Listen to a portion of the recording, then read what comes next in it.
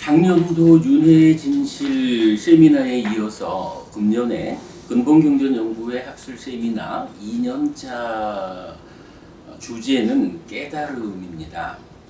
그래서 보통의 깨달음 아니고 부처를 만드는 깨달음이라고 부제를 달아서 세미나를 개최하기로 했고요. 지난주부터 8주의 과정으로 세미나를 준비하는 과정 공부를 시작했습니다. 자, 지난주 나눠드린 교재에서 주제 1번 누구의 깨달음인가로 들어가 보겠습니다. 4페이지죠. 지난주 우리가 아라한에 대한 이야기를 다 마무리를 못 지었기 때문에 공부의 연결상 주제 1번 누구의 깨달음인가를 한번 다시 읽어가면서 시작하도록 하겠습니다. 자, 주제 1 누구의 깨달음인가? 우리는 모두 불교 신자입니다. 부처님 또는 부처님의 가르침을 믿는 자라는 의미입니다. 그렇다면 깨달음의 기준은 누구입니까? 누구의 깨달음을 믿는 것입니까?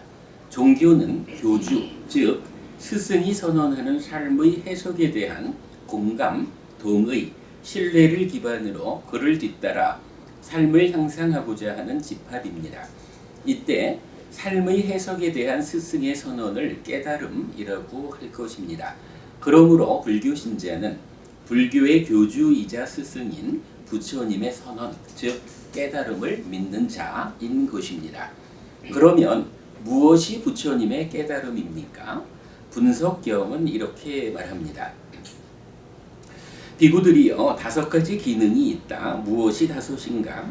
믿음의 기능, 정진의 기능, 사띠의 기능, 삼매의 기능, 지혜의 기능이다. 비구들이여 무엇이 믿음의 기능인가? 비구들이여 여기 성스러운 제자는 믿음이 있다.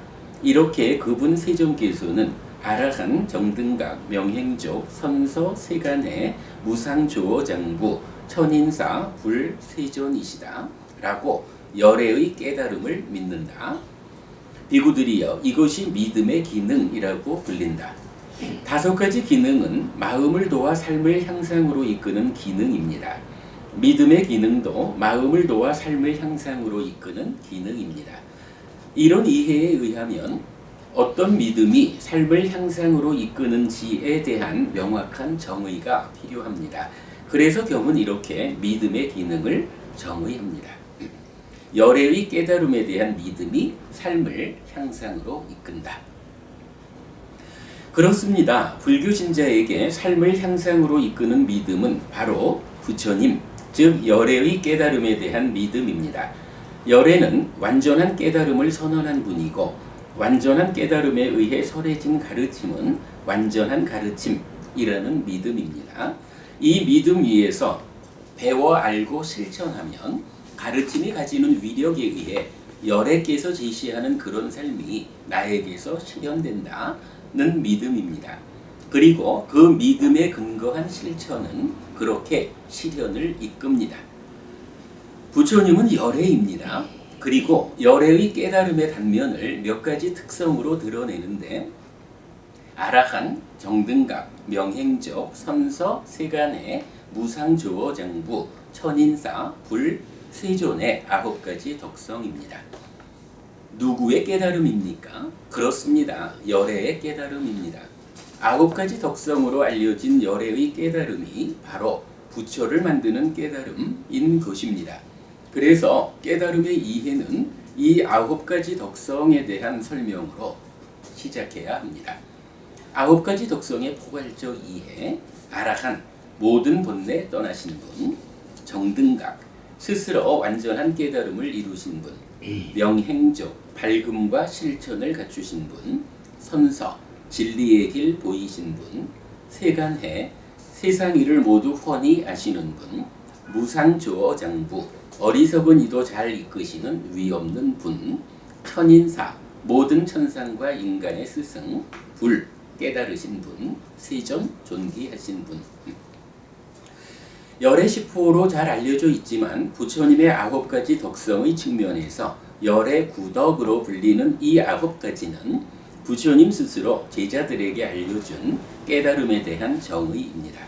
즉 1. 번뇌를 떠난 자이고 완전한 깨달음을 이룬 자이고 밝음과 실천을 갖춘 자. 이어서 2. 앞서 가다은 진리의 자리를 드러내 보여줌으로써 길을 제시하였고 3. 그럼으로써 세상 일을 잘 알고 모두를 잘 이끌어 천상과 인간의 스승이라고 찬탄받는 자. 4. 그가 곧 깨달은 자, 부처이고 존귀한 존재, 세전이라고 말하는 것입니다. 1. 깨달은 자인 부처, 아라한 정등각 명행죠. 그렇다면 열애는 깨달은 자, 부처이고 부처는 번뇌를 떠난 자, 아라한, 완전한 깨달음을 이룬 자, 정등각, 밝음과 실천을 갖춘 자, 명행족의 세 가지 측면에서 접근하면 바르게 이해할 수 있을 것입니다. 결국 부처 또는 불교의 본질은 번뇌, 깨달음, 밝음, 실천을 중심으로 구성된다는 것을 알 수 있는데 괴로움의 근원이 되는 번뇌가 부서진 상태로의 밝음과 밝음을 갖추는 과정으로의 실천, 번뇌의 부숨에 의해 괴로움이 소멸하는 것으로의 깨달음이라고 하겠습니다. 자, 전체적으로 좀 누구의 깨달음이냐? 부처라고 우리가 포괄적으로 부르는 그분의 실체는 열애다라는 거죠. 그 열애의 깨달음인데 그 깨달음을 9가지의 단편적인 특성으로 설명하고 있고 그 9가지가 부처님의 덕성을 말한다 또는 부처님의 다른 이름이다 이렇게 설명이 된 거죠. 그래서 그 중에 불과 아라한 정등각 명행족이라고 하는 이 세 가지가 사실은 깨달음의 본질 자리를 구성하고 있다 이렇게 설명을 한 거죠. 자, 그래서 이제부터는 부처님의 이 9가지 덕성을 구성하고 있는 각각의 호칭을 알아보자라고 해서 아라한에 대한 공부부터 시작을 한 거죠. 지난주에. 자, 1. 아라한. 아라한은 번뇌다한 자입니다. 많은 경전들에서 아라한은 2가지 형태로 서술됩니다. 1. 아라한 키나사오 번뇌다한 아라한. 2. 아라한 키나사오 우싯 따와 까따까라니요 오히따 바로 안두파따 사다토 파리키나 바와 상유자노 사마단냐 위무또. 번뇌가 다 했고 삶을 완성했으며 해야 할 바를 했고 짐을 내려놓았으며 최고의 선을 성취했고 존재의 족쇄를 완전히 부수었으며 바른 무위의 알무로 해탈한 아라한. 자, 우리가 하여간 지난주 수업에서 가장 중심 두었던 내용이죠. 아라한이 누굴까? 중국 불교에서는 아라한을 응공, 공양받을 만한 분 이렇게 번역을 해서 사실은 사상팔배 모두가 다 응공이죠. 따지면. 그래서 부처님을 그러니까 열애의 특성을 밝히는 첫 번째로 나타나는 이 아라한이라고 하는 특성을 겨우 공양받을 만한 자 이렇게 오해하게 전승이 되었던 이 문제에 대해서 우리가 사실은 아라한이 그런 설명이 아닙니다 라는 부분을 지난주 수업에 가장 많은 시간을 할애해서 설명하고 있는 거죠. 오늘 계속 이어서 아라한 이야기를 마무리하고 넘어가게 될 건데요. 자, 그랬을 때 아라한에 대한 본래 의미가 뭐냐라고 하니까 짧게 말하면 번뇌다한 분 아라한 이렇게 말하는 거죠. 그러니까 아라한 짠디부부님 아라한 한마디로 말하면 뭔 거예요? 번뇌다한 자 이거죠. 아라한 응공 해가지고 공양받을 만한 분 요렇게 아라한 알면 안 된다 이거예요. 아라한 한마디로 누굽니까? 라고 하면 번뇌다한 분입니다. 이렇게 알아야 된다는 거죠. 그 아라한을 조금 더 상세하게 설명하면 번뇌가 다한 분이에요. 삶을 완성한 분이고 해야 할 바를 다 하신 분이고 그래서 짐을 내려놓은 분이고 최고의 선을 성취한 분이고 존재의 족쇄를 완전히 부순 분이고 바른 무위의 알무로 해탈한 분입니다. 그분이 바로 아라한입니다. 이렇게 설명되는 거죠. 아라한에 대해서 요렇게 짧게 알고 길게 알고 두 가지면 부처님 즉 열애의 깨달음의 대표적인 단면을 알려주는 아라한이란 이 말은 아라한이라고 불리는 그분들은 이런 분이다라고 우리가 분명히 이해할 때 경전에서 나타나는 부처님도 당신 스스로를 나도 아라한이요 이렇게 말씀하시고 부처님을 뒤따라 깨달음을 성취한 열반을 지련한 이 모든 완성된 제자분들을 뭐라고 불러요? 아라한이라고 부르잖아요. 이런 불교에서 가장 높은 완성의 자리에 가신 그분들을 그저 공양받을 자격을 갖춘 분 정도로 폄훼하고는 사실은 대승불교권에서 뭐 그래서 그런지는 몰라도 아라한을 아주 낮춰보고 아라한 뒤에다가 이러저러한 존재들을 또다시 나열하고 있죠. 그러나 아라한이 누구다라고 우리가 경전을 통해서 분명히 알게 되면 그런 일을 할 수가 없게 돼 있죠. 어쨌든 아라한 이렇게 하셔야 합니다. 아라한은 번뇌가 다한 자입니다. 번뇌 다한 아라한의 용례를 첨부하였습니다. 조금 이따 좀 보겠고요. 그 다음에 이제 지난주에 아주 우리가 중요하게 본 게 별표한 내용이죠. 온경은 오치온에 대해 번뇌와 함께하고 집착되기 마련인 것이라고 합니다. 이때 오치온은 유신인데 중생인 나입니다. 그렇다면 번뇌와 함께함, 즉 번뇌 때문에 집착하여 오치온, 즉 중생인 내가 된다는 것입니다. 반면에 취착의 양상경 등에서는 염오하고 이탐하고 소멸하여 집착 없이 해탈한 자들은 잘 해탈한 자들이니 잘 해탈한 자들은 완전히 성취한 아라한이고 완전히 성취한 아라한들에게 윤회의 선언은 없다고 하는데 여기서 완전히 성취한 아라한은 깨왈린입니다. 아라한의 동의어로 이해할 수 있습니다. 이런 이해 위에서 번뇌가 다한 상태라는 것은 더 이상 중생의 영역에 속하지 않게 되었다는 것을 의미하는데 이것이 아라한을 정의하는 구체적 의미라고 하겠습니다. 자, 온경에서 뭐라고 말한 거예요? 색수상행시 5온이 있다는 거죠. 근데 이 색수상행시 5온이 있다라는 거하고 오치온이라고 부르는 유신이라고 부르는 중생이 되어가지고 나요 하면서 중생으로 살아가면서 온갖 아픔을 겪는 이 나라고 하는 존재하고의 어떤 차이가 있는 거예요? 단순히 오온을 나라고 하는 게 아니다라는 거죠. 오치온이라고 부르는 그건데 그 오치온에 대해서 이제 경은 뭐라고 말하냐 하면 번뇌와 함께하고 집착하기 마련이다. 오치온이라는 중생이 되어 있는 이 상태를 말하는 대표적인 한마디가 뭐냐 하면 번뇌와 함께하는 것이다 라는 거죠. 집착하기 마련이라는 것은 번뇌와 함께하는 번뇌의 영향을 받고 있는 삶이기 때문에 집착하기 마련인 결과를 낳는 거고. 그래서 이렇게 보면 오치온이라는 중생을 특징적으로 나타내는 한마디가 뭐예요? 바로 번뇌와 함께한다. 번뇌라는 말이 되는 거죠. 그럴 때 아라한은 누구냐 하면 바로 그 번뇌가 다한 자.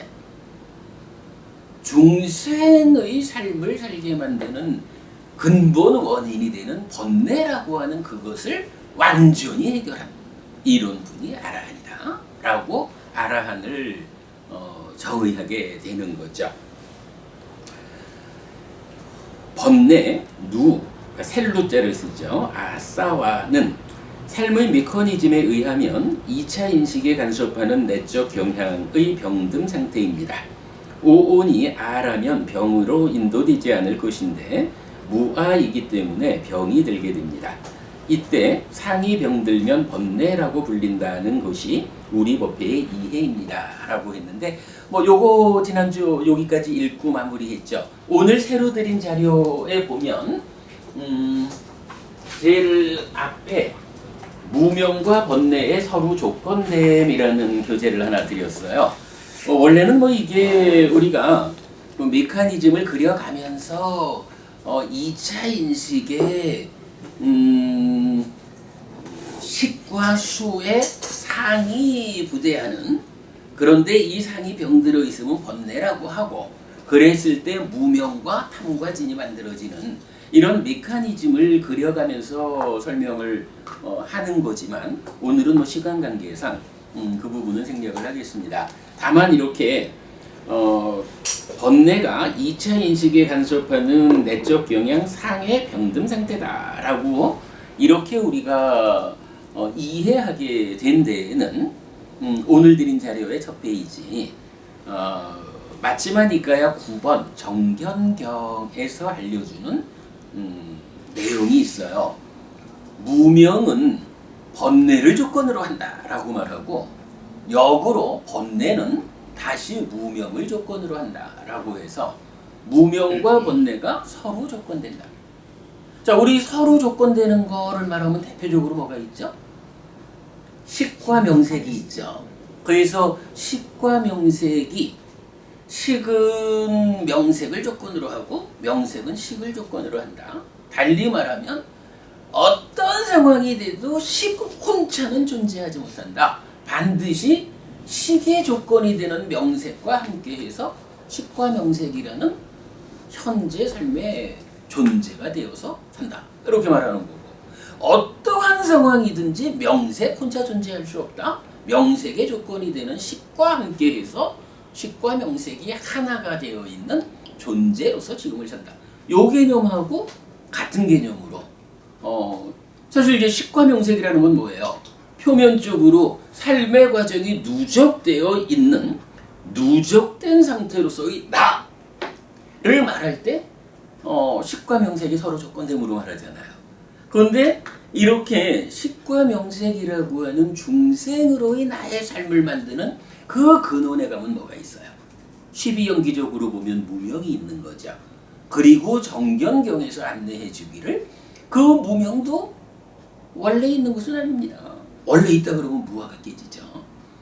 이 무명도 무언가의 조건 지어진 것인데 그게 바로 번뇌입니다. 라고 말하고, 그러면 사실은 이 조건관계의 출발이 무명에서 번뇌로 한 단계 내려가는 거잖아요. 그러면 이 번뇌는 이것도 원래 있으면 안 되잖아요. 무언가의 조건 지어져 있어야죠. 이게 만약에 번뇌 밑에 또 다른 게 있다 이러고 하면 끝없이 내려가야 되는데, 이제 부처님 설명은 그렇지 않다. 번뇌는 다시 무명을 조건으로 한다.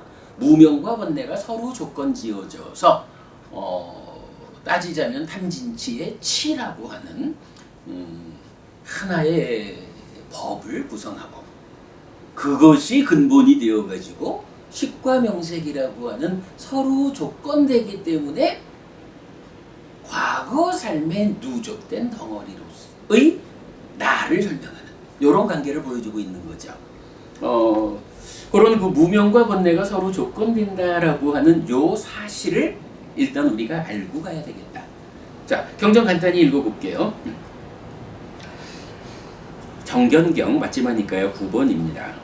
다시 도반들이여, 그러면 무엇이 무명이고 무엇이 무명의 일어남이고 무엇이 무명의 소멸이고 무엇이 무명의 소멸로 이끄는 실천입니까? 도반들이여, 괴로움에 대한 무지, 괴로움의 일어남에 대한 무지, 괴로움의 소멸에 대한 무지, 괴로움의 소멸로 이끄는 실천에 대한 무지, 이것이 무명이라 불립니다. 그러니까 사성제에 대한 무지 이 얘기죠. 번뇌의 일어남으로부터 무명의 일어남이 있습니다. 번뇌의 소멸로부터 무명의 소멸이 있습니다. 오직 이 8요소로 구성된 성스러운 도가 팔정도가 무명의 소멸로 이끄는 실천인데 정견 내지 정정입니다. 요게 이제 무명에 대해서 설명하면서 그 일어남, 소멸 이렇게 설명할 때 번뇌가 무명의 조건이다. 요걸 말해주고 있죠. 아랫부분 가면 다시 도반들이여 그러면 무엇이 번뇌이고 무엇이 번뇌의 일어남이고 무엇이 번뇌의 소멸이고 무엇이 번뇌의 소멸로 이끄는 실천입니까? 도반들이여 이 세 가지 번뇌가 있는데 소유의 번뇌, 존재의 번뇌, 무명의 번뇌입니다. 무명의 일어남으로부터 번뇌의 일어남이 있습니다. 무명의 소멸로부터 번뇌의 소멸이 있습니다.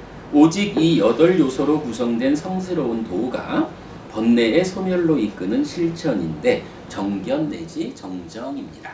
라고 했어요. 우리가 뭐 저기 메커니즘 공부하면서 사실은 알고 있는 내용입니다만은 이렇게 그 아라한이 누구냐? 번뇌다 한자다. 번뇌라고 하는 것이 오온이라고 하는 이 덩어리를 붙잡아서 중생을 만드는 출발자리에 있는 것이다. 그러한 번뇌를 완전히 부순 자로서의 아라한, 이 아라한이 부처를 대표하는 한 측면을 담당하고 있다. 이런 측면에서 우리가 번뇌, 무명 이런 연결관계를 같이 보았습니다. 자, 그 다음에 이제 넘어가면요. 거기 오타가 하나 있어. 존재의 번뇌 해놓고 용류라고. 아, 그랬나요? 네. 아, 오늘 자리에? 예, 알겠습니다. 수정하겠습니다. 잘 보셨네요. 네, 고치겠습니다. 자, 그리고 이제부터 이제 본격적으로 오늘 공부에 들어갑니다. 여기까지는 이제 지난주 수업의 복습이었다고 치고요. 자, 교재 이어갑니다. 마하사자가경 맞지마니까야 36번 경은 악기회산하여 누구든지 오염원이고 다시 존재로 이끌고 두렵고 괴로운 보호를 가져오고 미래의 태어남과 늙음과 죽음을 초래하는 번뇌들을 버리지 못한 자 그를 나는 미혹한 사람이라고 부른다. 악기회산하여 번뇌를 버리지 못한 자가 미혹한 사람이다. 악기회산하여 누구든지 오염원이고 다시 존재로 이끌고 두렵고 괴로운 보호를 가져오고 미래의 태어남과 늙음과 죽음을 초래하는 번뇌들을 버린 자 그를 나는 미혹하지 않은 사람이라고 부른다. 악기회산하여 번뇌를 버린 자가 미혹하지 않은 사람이다 라고 하여. 자, 지금 요 마하사자가경을 왜 인용했냐 하면 어쨌든 번뇌라고 하는 것이 우리가 중생으로 살아가게 만드는 그 근본 자리를 구성한 거예요. 그죠? 온경에서 말하듯이 오온이라는 것이 있는데 그게 오치온이 돼서 우리가 중생의 삶을 사는 그것을 특성 짓는 게 뭐냐 하면 번뇌와 함께하고 집착하기 마련. 집착한다는 것은 번뇌 때문에 집착하는 거니까 본질은 번뇌와 함께하는 거예요. 이랬는데 번뇌라는 이 자체는 그럼 번뇌는 무엇일까? 이 부분을 우리가 알고 가야 되죠. 그래서 번뇌가 무엇일까라는 부분을 우리 메커니즘적 이해를 더하고 정경경과의 관계를 보니까 무명하고 서로 조건되는 것이 번뇌다. 요거는 이제 보았죠. 그래도 우리가 번뇌가 무엇인지를 좀 알아야겠는데 사실은 니까야 전체적으로 번뇌가 무엇일까? 라고 말하면 뭐 구체적으로 딱 말해주는 게 좀 찾기가 어려워요. 딱 한 가지의 경우로 여기 이제 몇 개 경전이 있어요. 한 가지 경우가 지금 마하사자가경이 말하는 대로 번뇌를 이렇게 말해주는 거예요. 오염원인 번뇌가 1. 다시 존재로 이끄는 것이다. 2. 두려운 것이다. 3. 괴로운 보호를 가져온다. 4. 미래의 태어남과 늙음과 죽음을 초래하는 것이다. 번뇌가 구체적으로 뭐죠? 라고 설명은 좀 잘 나타나질 않아서 우리가 여러 가지 경전들을 꿰어서 메커니즘적으로 번뇌의 몸통을 찾아냈어요. 그런데 경전은 이 번뇌라는 것이 우리 삶에서 어떤 영향을 미치는 놈일까? 라는 그런 정의를 해주더라라는 거예요. 그럼 다시 봅니다. 오염원인 번뇌예요. 그러니까 번뇌라는 건 기본적으로 오염원인 거예요. 그런데 이 오염원인 번뇌가 무슨 일을 하느냐 하니 다시 존재로 이끌어. 사실은 존재로 이끌리지 않아야 우리가 해탈하는 거죠. 윤회에서 벗어나는 거죠. 다시 존재로 이끌린다라는 게 중생의 삶을 이어가야 한다. 요거잖아요. 다시 존재로 이끄는 것이고 그래서 두려운 거예요. 이것 때문에 괴로운 보가 생겨나고 그것 때문에 미래에 태어나고 늙고 죽음을 초래하게 된다. 이렇게 말하는 게 번뇌에 대한 경전이 알려주는 거의 유일한 정의예요. 일단 번뇌 이렇게 읽자고요. 여러분 드린 교재에서는 지금 제가 적어드리지 못한 내용을 오늘 좀 보완한 거 그냥 제가 한번 읽어만 드릴게요. 또한 날라까빠나 경 마치마니까야 68번 경에서 부처님은 훌륭하고 훌륭하다 아누루타들이여 열애는 오염원이고 다시 존재로 이끌고 두렵고 괴로운 보를 가져오고 미래의 태어남과 늙음과 죽음을 초래하는 번뇌들을 모두 제거하고 그 뿌리를 자르고 줄기만 남은 야자수처럼 만들고 멸절시켜 미래에 다시는 일어나지 않게끔 했다. 아누루타들이여 예를 들면 야자수가 그 윗부분이 잘리면 다시 자랄 수 없는 것처럼 열애는 오염원이고 다시 존재로 이끌고 두렵고 괴로운 보를 가져오고 미래의 태어남과 늙음과 죽음을 초래하는 번뇌들을 모두 제거하고 그 뿌리를 자르고 줄기만 남은 야자수처럼 만들고 멸절시켜 미래에 다시는 일어나지 않게끔 했다. 그래서 열애는 헤아린 뒤에 어떤 것을 수용하고 헤아린 뒤에 어떤 것을 참고 헤아린 뒤에 어떤 것을 피하고 헤아린 뒤에 어떤 것을 버린다 라고 합니다. 열애 스스로 아라한이라는 열애의 덕성을 당신이 구족하고 있다 라고 밝혀주는 경전이라고 하겠습니다. 이렇게 있어요.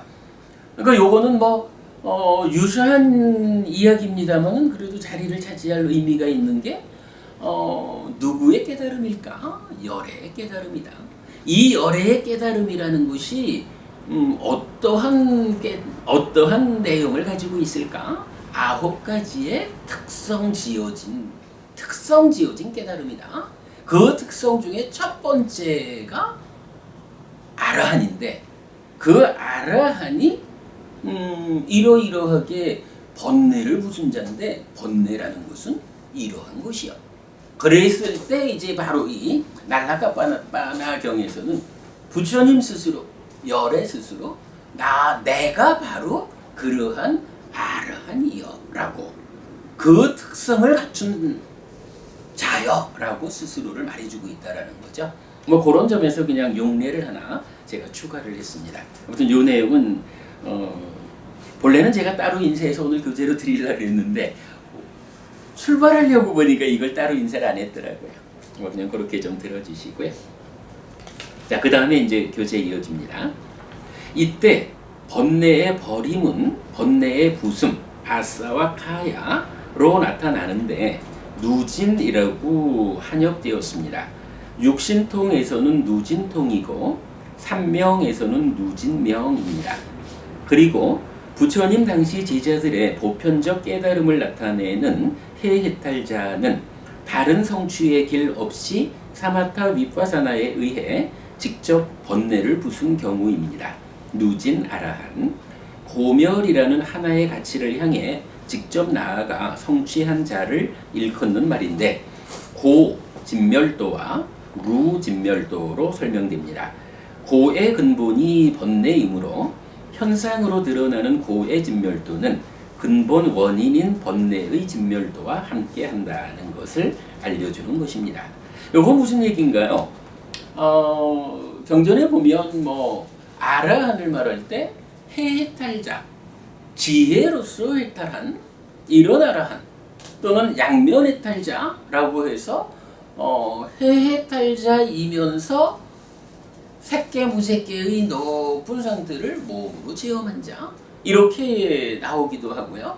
또 경우에 따라서는 아라한이 삼명이면 뭐죠? 숙주명, 천한명, 누진명이죠. 전생을 보고 죽고 태어남을 보고 번뇌를 부순 요런 삼명 아라한도 있고 그런가 하면 또 육신통 아라한도 있죠. 육신통으로 가는 이랬을 때 사실 아라한이라고 하는 근본 의미는 뭐예요? 누진통이잖아요. 그러니까 양면해탈자일까 해해탈자일까라고 할 때는 그냥 해해탈자인 지혜로서 보아서 번뇌를 부순 이곳이 아라한의 본질이고 삼명이라고 해도 수행자가 선택해가지고 전생도 좀 보지 죽고 태어남도 좀 보지 이러면서 번뇌를 부수어서 아라한이 되면 삼명 아라한이고 또 수행자가 자기 선택에 의해서 하늘도 좀 날아보고 신적통이죠. 하늘의 소리도 좀 들어보고 천인통 다른 사람의 마음도 좀 읽어보고 타심통 거기에 숙명통 천한통 하고 누진하면 이렇게 해서 육신통의 과정을 다 거치고 아라한이 되었다라고 해도 그 모든 것의 근본에는 뭐가 있는 거예요? 전생을 보고 죽고 태어남을 보고 아무리 잘해봐야 번뇌를 부수는 이 일을 안 하면 아라한이 못 되잖아요. 아라한은 기본적으로 누진 번뇌를 부수는 그 일을 하는 분이죠. 자자경이라는 경전에서 보면 이제 그 부처님이 나와 함께 하고 있는 이 500의 아라한 가운데 양면해탈자가 60명이 있다 12%, 삼명 아라한이 60명이 있다 12%, 육신통 아라한이 60명이 있다 12%, 그리고 나머지는 다 해해탈자다 이렇게 말하죠. 그래서 해해탈자 누진 번뇌를 부수는 일로 직접 가가지고 다른 거 안 하고 바로 번뇌를 부수는 일로 가가지고 아라한이 된 이분들이 64%라고 하는 부처님 당시부터 불교 안에서 깨달음의 보편적인 방법은 해해탈자다, 누진 아라한이다. 누진에 의해서 직접 아라한을 실현하는 그런 길이다 라는 내용 있는 거죠. 그러다고 이제 우리가 좀 조심해야 되는 건 있죠. 불교가 전승의 과정에서 이 해해탈자라고 하면 좀 이게 약간 전승의 문제예요. 해해탈자는 삼매 없이 윗바사나로 해탈았다 이렇게 이제 설명하는 전승의 어떤 부분이 있는데 경전에 의하면 불가능한 얘기죠. 경전은 해해탈자 지혜로서 해탈했다라는 이분들이 어떻게 해요? 단계 지어진 영역과 단계 지어지지 않은 영역을 말하면서 아라한이 되었다라고 할 때는 상수멸을 성취해 머문다? 상수멸을 성취해 머물면서 지혜로서 보아 번뇌를 부순다. 이런 해해탈자 누진 아라한 자체가 이미 삼매의 끝자락 상수멸까지 가가지고 완전하게 번뇌를 부수고 아라한이 되는 것이다. 이 개념으로 경전이 말해주지 해해탈자가 삼매 없이 깨달은 자다 이렇게 말하는 것은 전혀 부처님 생각하고는 다르다라는 건 놓치지 않아야 되겠죠. 자, 계속가면 이렇게 번뇌를 부순 자를 아라한이라고 하며 이것이 부처님을 정의하는 첫 번째 특성입니다. 이때 번뇌의 부숨이란 상해 병들매 치유, 우리가 말하는 힐링이라는 게 이거죠.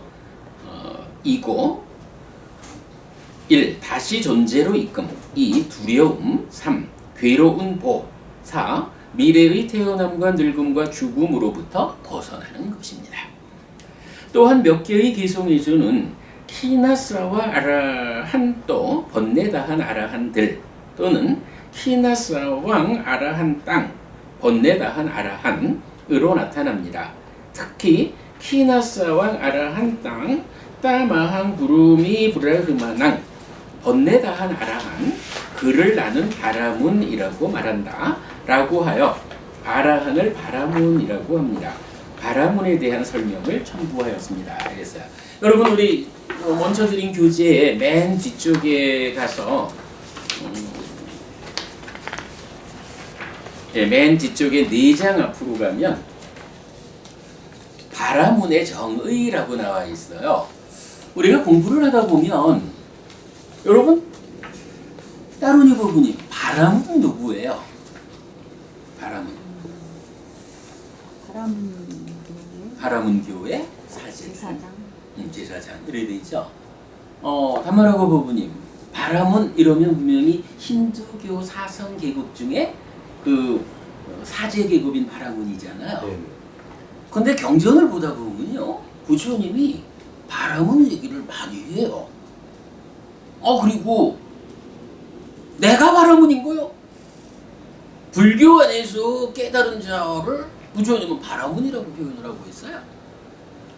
이 바라문이 힌두교에서 말하는 바라문하고 어떤 차이가 있을까라는 부분은 우리가 꼭 알고 가야 되는데, 자, 바라문의 정의 쭉 읽어보겠습니다. 바라문, 브라흐마나 경전은 많은 곳에서 바라문을 힌두교의 사제라는 의미가 아닌 수행자 또는 아라한과 동등하게 사용하고 있는데 세기경 디가니카야 27번경의 세상의 기원에서 그 근거를 말해줍니다. 와세타여 그 중생들 가운데 어떤 자들에게 이런 생각이 들었다. 여보시오 악한 법들이 중생들에게 생겼습니다. 참으로 주지하는 것을 가지는 것이 알려질 것이고 비난이 알려질 것이고 거짓말이 알려질 것이고 처벌이 알려질 것입니다. 그러니 참으로 우리는 악한 불선법들을 없애야 하겠습니다. 라고 그들은 악한 불선법들을 없앴다.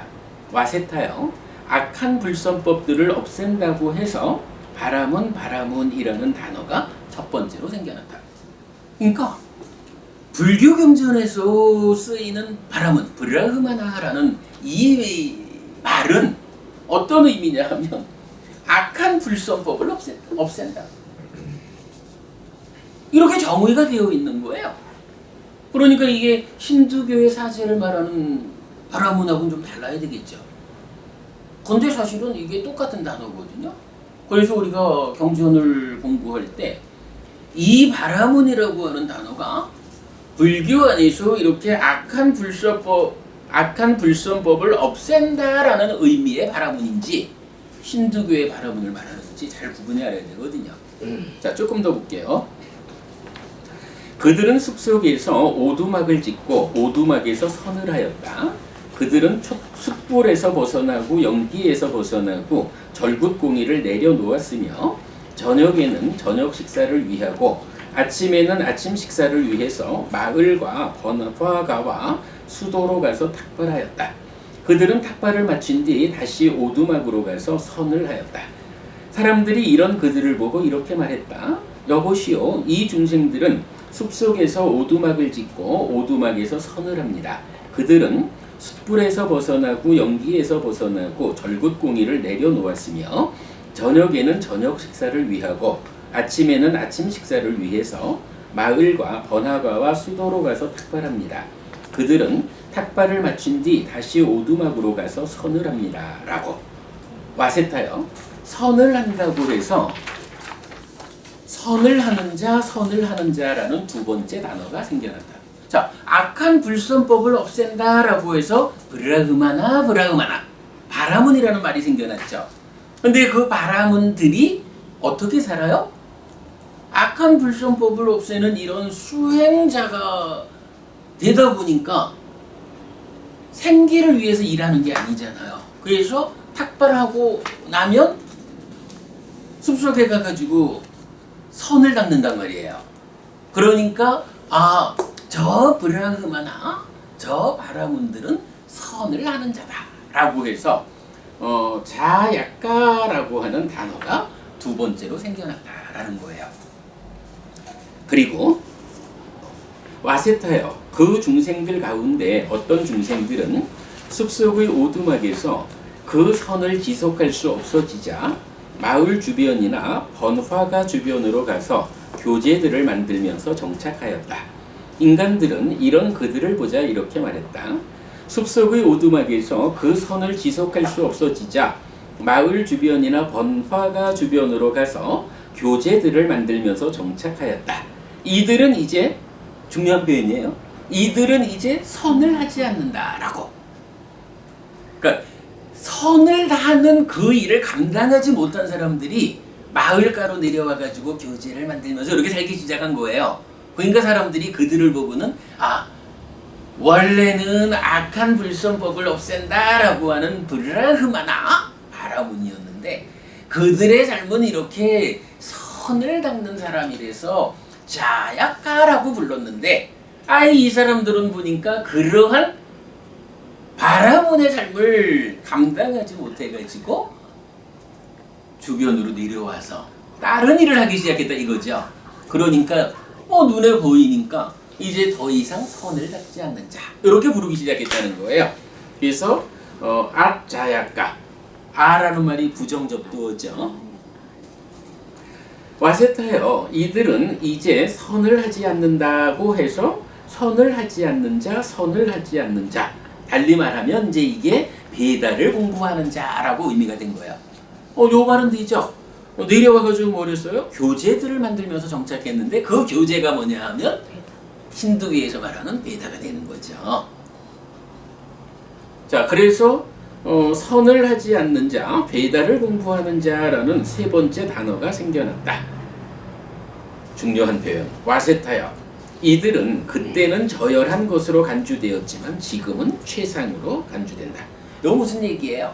처음에는 바라문으로의 삶을 감당하지 못해가지고 사람들 곁으로 내려와가지고 교제를 만들고 해서 이제 뭐 베다를 공부하는 이런 상황이 되니까 그때 상황으로 보면 더 이상 선을 닦지 않는 자라고 낮은 사람으로 간주가 됐는데 세월이 지나면서 이제 힌두교가, 그러니까 브라만교가 인도 사회를 장악을 하다 보니까 어때요? 그 바라문들이 인도 사회에서 가장 뛰어난 자, 으뜸인 자가 돼버렸잖아요. 그 얘기를 하는 거예요. 예. 그러면 이때 당시는 그 숲속에서 선을 하는 것이 부처님의 제자로서 선을 한 게 아니고 인도 사회에서 그 당시 그러니까 이제 여기서 선이라는 것은 개념적으로 악한 불선법을 없앤다라는, 우리 삶에서 괴로움을 유발하는 그 문제를 해소하자라고 수행하는 자가 다 브라흐만한 거예요. 물론 이제 부처님이 안 계셨을 상태에는 어때요? 사실은 부처님도 브라흐만한 거예요.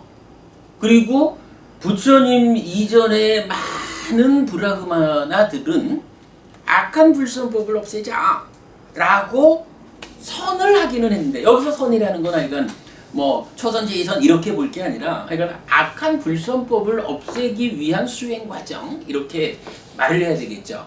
그런데 부처님 이전에는 누구도 악한 불선법을 완전히 없애버리지를 못한 거죠. 그리고 악한 불선법을 없애는 그 일에서 최초로 완전하게 성취한, 완성한 자가 누구냐면 바로 부처님인 거죠. 그리고 부처님이 최초의 이 완성된 브라흐마나로 성취하고 나면 그 이후로는 이제 부처님의 제자들이 완전한 가르침에 의해 가지고 선을 닦아가는, 악한 불선법을 없애는 그러한 삶을 사는 거죠. 뭐 그렇게 그냥 이해하고요. 와세타여, 이와 같이 이러한 바라문의 일원이 이와 같은 오래된 세상의 기원과 함께하는 단어에 의해 생겨났다. 그들은 중생으로부터 생겨났지 다른 것들로부터 생겨난 것이 아니다. 그들은 같은 자들에 의해서 생겨났지 다른 자들에 의해서 생겨난 것이 아니다. 그들은 법에 의해서 생겨났지 비법에 의해서가 아니다.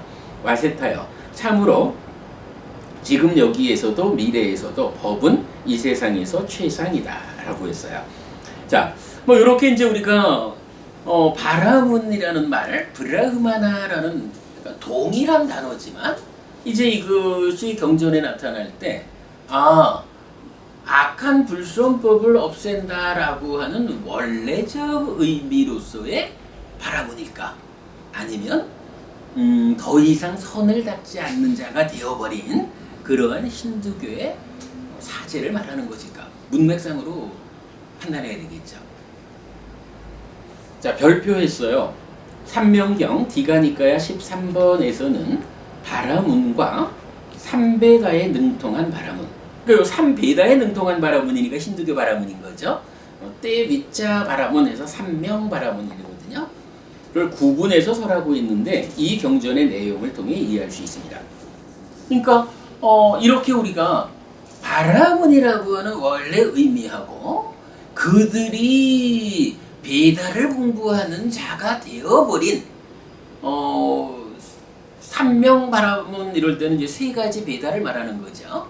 그 세 가지 베다의 밝은 그러한 바라문과의 구분, 요거를 우리가 잘 보아야겠다라는 겁니다.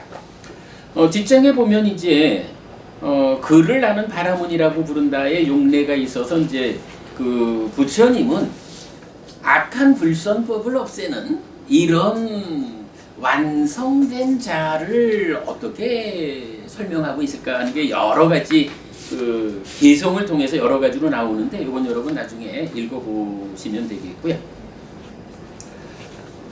자, 그리고 아라한에 대한 이야기를 우리가 조금 더 보고 마무리를 해야 될 것 같아요. 자, 우리 지금 보는 교재를 앞으로 몇 장 더 넘기면 자, 앞으로 몇 장 더 넘기시면은요. 아니, 지금 이 교재를 앞으로 좀 넘기자는 얘기예요. 우리 아까 조금 몇 장 앞으로 넘기면 몇 편지? 페이지 수가 있어요. 페이지가 다시 1페이지가 되는 거예요. 페이지요? 보면은 번뇌다한 아라한의 용례라고 나타납니다. 번뇌다한 아라한의 용례. 자, 아라한 키나사오 번뇌다한 아라한의 용례. 못 찾으셨나요? 그러니까 우리 이 교재에 11페이지인가를 넘어가면 11페이지를 넘어가면 있어요. 샌드버금 찾으셨죠? 아니 왜냐하면 아라한이라는 이 말이 워낙 이 깨달음을 알기 위해서 중요한 용어다라는 부분을 우리가 주목했기 때문에 아라한 번뇌다한 아라한 그 용례를 좀 보고 가야겠다라는 겁니다. 근데 뭐 시간이 없기 때문에 뭐 이게 어쨌든 뭐 전체적인 건 세미나를 위한 교재를 만들어 가지고 뭐 뒤에 더 상세히 공부할 거니까 뭐 오늘은 이걸 상세히 볼 거는 아니고요.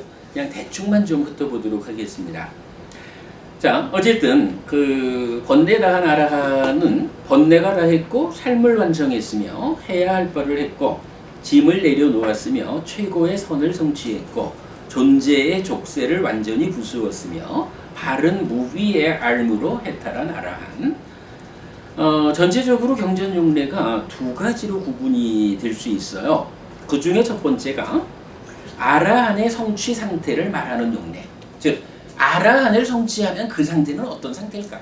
아라한이 되면 어떠한 삶을 사는 것일까? 이런 측면.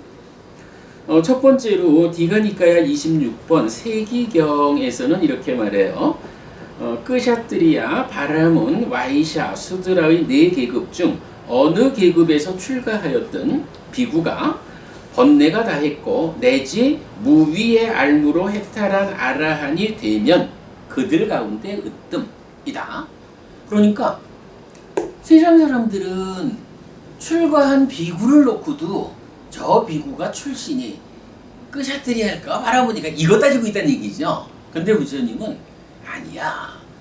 어느 계급에서 태어나서 살다가 출가를 했든 일단 출가한 그가 비구로서의 삶을 잘 살아가지고 법례를 다한 자가 되었다. 아라한이 되었다라고 하면 아라한이 되었다는 그 사실로서 그들 가운데 으뜸이다. 이렇게 말하는 거예요. 아라한이면 으뜸이에요. 두 번째는 디가니까야 29번 정신경에서 아라한이 범할 수 없는 9가지가 있다라고 말해요. 아라한이면 완성된 분인데 완전한 인간인데 어떻게 할 수 없는 게 있을까? 이거 하고 싶은데 강제돼서 못하는 이런 건 아니겠죠. 아라한의 격에 어울리지 않는 일들이 있다 이런 거겠죠. 1. 고의로 살아있는 생명을 죽일 수 없음. 2. 도둑질이라 불리는 주지하는 것을 가질 수 없음. 3. 성행위를 할 수 없음.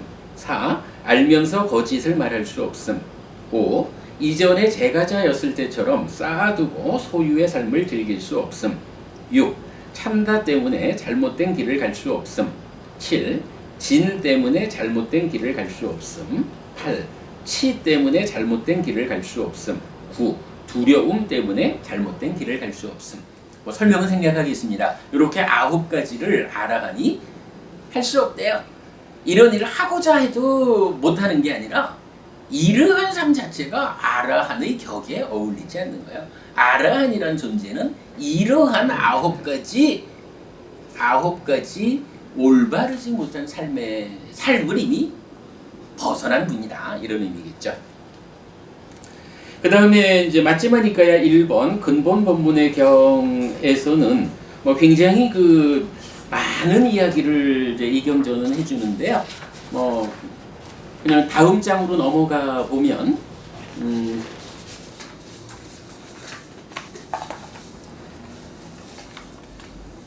그러니까 마찌마니까의 일본 경에서는 4부류로 구분을 해요. 존재를. 그래가지고 범부냐, 유학이냐, 아라한이냐, 그리고 열애냐 그렇게 구분을 하는데 범부는 법에 인도되지 않았기 때문에 존재를 즐기면서 살아가요.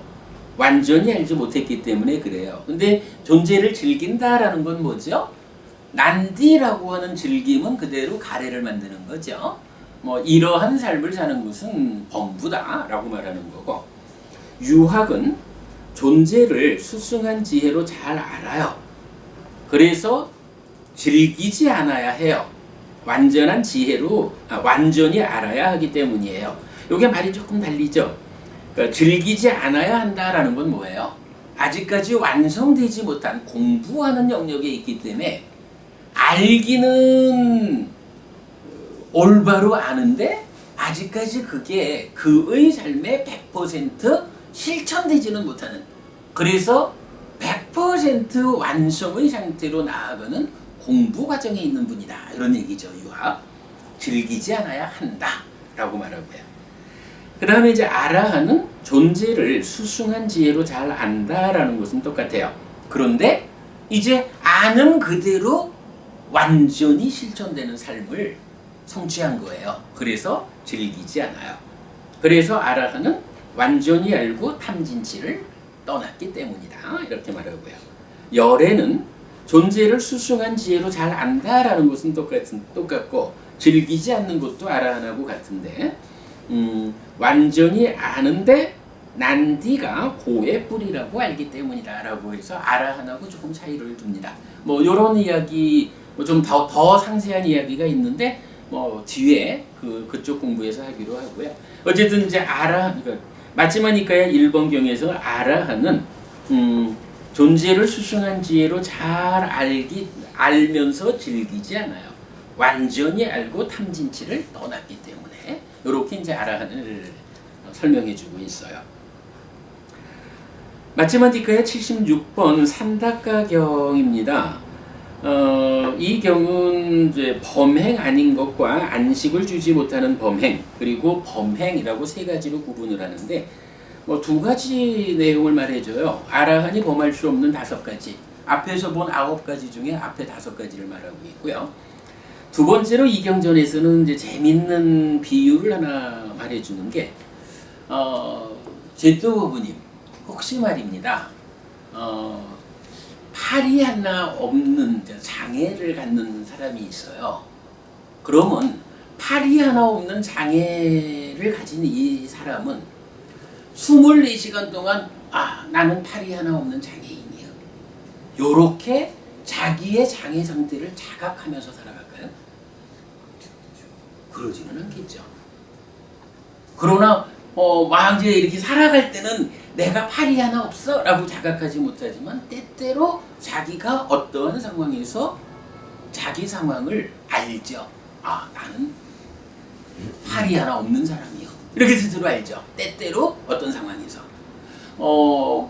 아라한이 되면 아라한은 기본적으로 번뇌가 다한 분이잖아요. 그러면 아라한이 살아가는 동안에 아라한도 어차피 죽기 전에는 이제 이 몸으로 살아가잖아요. 그때 아라한이 24시간 나는 아라한이 되었거든. 그래서 나는 번뇌가 다한 사람이요 라고 자기가 번뇌 다 했다라는 부분을 자각하면서 살아갈까? 라고 할 때 부처님은 그렇지 않다라고 하면서 바로 팔이 하나 없는 사람이 그렇게 자각하듯이 라고 비유를 통해 가지고 아라한도 일생의 삶을 우리가 똑같이 살아가는 거예요. 그 삶의 가운데 이미 번뇌가 다 했기 때문에 번뇌의 영향을 받지 않는 삶이라서 사는 방법이 우리랑 다르겠죠. 그런 가운데 아라한도 스스로 24시간 나는 아라한이요. 그래서 번뇌가 없는 사람이요. 이렇게 자각하고 살지는 않는다. 그러나 때때로 당신이 당신을 관찰한다, 반주한다 라고 할 때 참으로 내 안에 탐진치라는 것이 더 이상 남아있지 않다. 내 안에서 탐진치는 더 이상 관찰되지 않는다. 라고 나는 그래서 아라한이다. 라고 자각한다. 이런 식으로 아라한의 상태를 비유로서 설명을 해줘요. 우리 팔이 하나 없는 사람이 자기를 24시간 아나요? 요 비유는 여러 번 우리가 보는 거죠. 근데 요 비유가 아라한을 설명하는 비유로 나타나요. 그 다음에 22번 상류다의 85번 야마가경에서는 번뇌 다한 아라한인 비구는 몸이 무너져 죽은 후에 어떻게 됩니까? 라는 질문을 하고 색수상 행식이 무상하고 무상한 것은 괴로움이고 괴로운 것은 소멸되었고 사라졌다라고 대답하겠다라고 이제 답변을 해주고 있어요. 넘어가고요. 그 다음에 51번 상류다의 15번경 운나바 바라문경은 세 번째 줄 보면 이렇게 아라한인 비구에게는 전에는 아라한과를 얻기 위한 찬다, 정진, 마음, 관찰이 있었지만 아라한과를 얻은 뒤에는 가라앉습니다 라고 말하거든요. 요거 여러분 우리 자주 말하는 거죠. 이런 비유요. 짠디버분이 우리 이런 비유 몇 번 했죠. 예를 들어서 공원을 가야겠다. 그래 바로 그 얘기죠. 공원을 가야겠다라고 해서 그 공원을 가야겠다라는 찬다를 일으켜가지고 가는데 그 찬다를 다 가라앉히는 것이 완성이라면 어떻게 찬다로서 찬다를 가라앉힐까? 라고 말할 때 비유가 공원을 가겠다라는 찬다를 일으켜서 공원에 간 사람이 공원에 도착해서까지도 공원에 가야겠다라고 하는 이 찬다, 이 열의를 가지고 있을까? 그렇지 않죠. 이미 도착했으니까 가라앉는 거죠. 찬다도 노력도 그런 마음도 그런 관찰도 이렇게 이제 말하는 그 유명한 운나바 바라문경이 바로 여기서 나오는 거죠. 그 다음에 52번 상류다의 9번 암바빨리습경에서는 이렇게 아라한인 비구는 사념처에 잘 확립된 마음으로 대부분 머문다 라고 말을 해요. 사념처에 잘 확립된 마음이라는 거 우리 그 사티토대 내 마음이 5가지 장애가 완전히 제거되어 가지고 칠각지로 충만한 이런 상태를 말하는 거 알고 있죠. 그 다음에 사대왕경입니다. 여기에서는 이제 33촌의 왕인 사가가, 그러니까 제석천이죠. 제석천이 이렇게 노래를 부른 거예요. 나처럼 되기를 원하는 사람은 14일, 15일, 상현과 하현의 8일에 8가지를 갖춘 포사를 준수해야 하고 연속적으로 행하는 포사를 해야 하리라고 노래를 부르니까 부처님이 그건 격에 맞지 않아. 나처럼 되기를 원하는 사람은 이렇게 포사를 해라! 라고 말하는 것은 아라하니 할 수 있는 이야기지 33촌의 왕인 따지자면 욕계의 낮은 하늘의 리더에 불과한 제석천이 할 얘기는 아니요 라고 하면서 그럼 여기서 우리가 알 수 있는 건 뭐예요? 아라하는 이렇게 말할 수 있다는 거예요. 나처럼 되고자 하는 사람은 14일, 15일 그리고 상하연의 8일 이게 뭐예요? 우리 한 달에 6번 포사라는 날이잖아요. 그렇게 포사를 통해 가지고 아라한인 나를 닮아가고자 노력하는, 그렇게 되면 나처럼 될 수 있다 라고 말할 수 있는 자격이 있다, 그렇게 말하는 거예요. 그렇게 되는 이유가 뭐냐 하면 신들의 왕 사가는 생노사 수비고운에서 벗어나지 못했기 때문에 그런 말을 할 자격이 없고, 아라한은 이런 생노사 수비고운에서 벗어났기 때문에 나처럼 되기를 원하는 사람은 하고 말할 수 있는 자격이 있다, 그렇게 말하는 거야. 자, 그 다음에 케마경으로 넘어갑니다. 이제 케마존자, 수마나존자 두 아라한이 부처님한테 당신의 그 깨달음의 상태를 넌지시 보고 드리니까 부처님께서 이렇게 말씀하셔요. 세 번째 단락입니다. 좋은 가문의 아들들은 이와 같이 무위의 알,을 설명한다. 무위의 암, 깨달음이죠. 의미는 분명히 말하지만 자기 자신을 드러내지는 않는다. 아라한이 되면 아라한이 된 상태에서의 당신의 깨달음의 상태를 이렇게 드러내서 알려준다는 거예요. 그런데 그렇게 이제 설명은 하지만 그래서 내가 아라한이 되었어 라고 자기 스스로를 드러내지는 않는다, 이렇게 이제 부처님 말씀하신 거죠. 그 다음에 소나경입니다. 소나경에서는 그 두 번째 단락 중간에 보면 아라한인 비구는 6가지 경으로 이끌려 있습니다 라고 해서, 아라한은 출리로 이끌렸고 여위무로 이끌렸고 진의 없음으로 이끌렸고 가래의 부숨으로 이끌렸고 집착의 부숨으로 이끌렸고 어리석지 않음으로 이끌렸다 라고 말하고, 이렇게 이끌리게 된 것은 탐진치가 부수어졌기 때문이다 라고 말해요. 그러니까 탐진치를 부수고 아라한이 되었다라고 하는 이 상태는 이러한 6가지 상태로 이끌려 있는 삶이다, 이렇게 말하는 거죠. 그리고 여기서 주목해야 되는 것은 색성향 미초법이 강하게 나타나더라도 그의 마음을 사로잡지 못하고 그의 마음에 섞이지 않아서 그의 마음은 안정되고 흔들림이 없는 상태에 도달하며 다시 사라짐을 관찰한다. 예를 들어서 엄청 큰 소리가 귀를 때린다 해도 아라한은 그러한 커다란 소리가 내 귀를 때린다 무엇일까 하고 그리 끌려가지 않는다는 거, 사로잡히지 않고 그런 데에 마음이 섞이지 않고 안정된다, 흔들림이 없다. 그리고 그렇게 들려오는 그것은 사라지는 줄 안다. 이렇게 색성향 미촉법이라고 하는 인식 대상들한테 끌려가지 않고 자기대로의 주체적인 삶을 사는 상태, 이렇게 이해를 하면 되겠죠.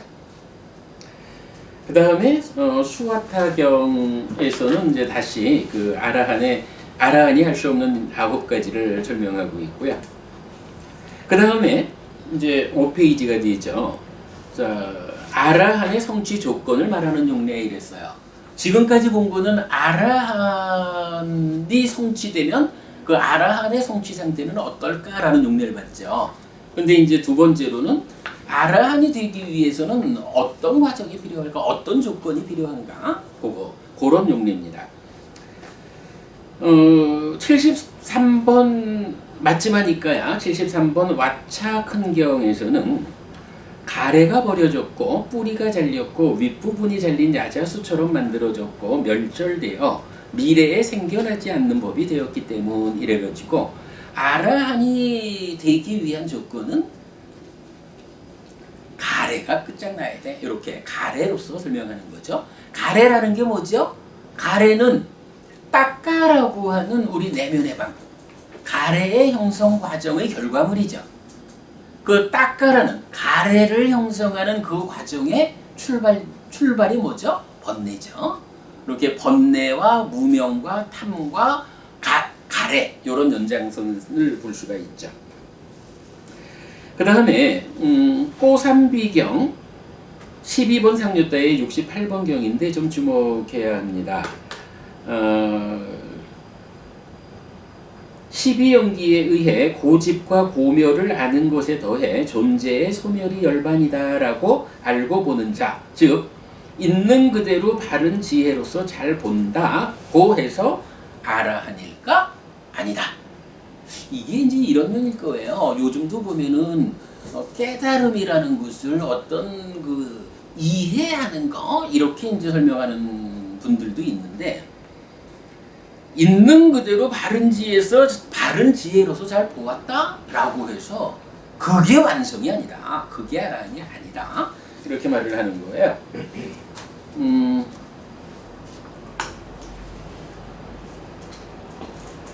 자, 자세한 내용은 넘어가기로 하고요. 그 다음에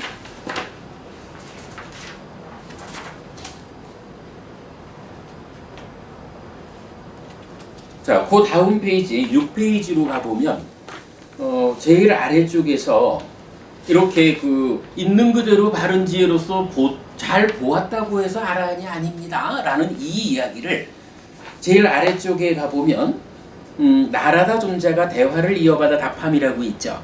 그 밑에 하나의 비유를 말해줘요. 유명한 비유입니다. 사막을 여행하던 사람이 오아시스를 발견한 거예요. 오아시스를 발견해가지고 우물가에 딱 가보니까 밑에 그냥 시원한 물이 많이 고여 있거든요.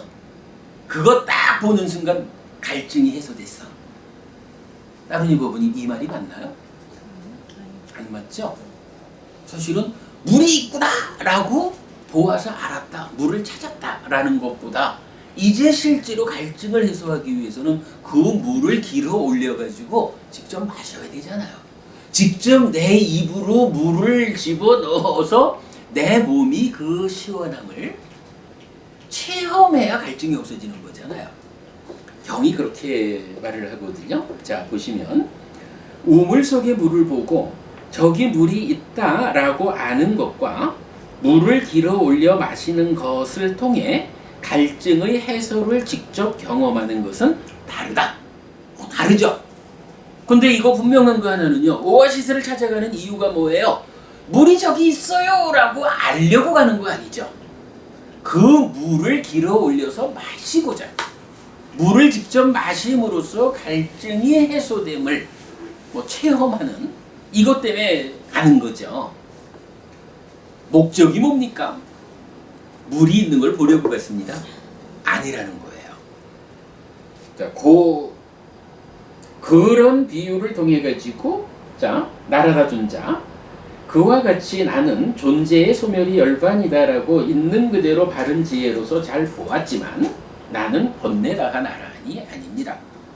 있는 그대로 보았다. 요거 여실직연 얘기죠. 우리가 이제 수행 지도식으로 말하면 딱가라고 하는 내면의 방에 문을 열었어. 요거죠, 여실직연. 실제로 아라한이 되기 위해서는 딱가의 문을 열었다라는 거 가지고 되는 건 아니란 말이에요.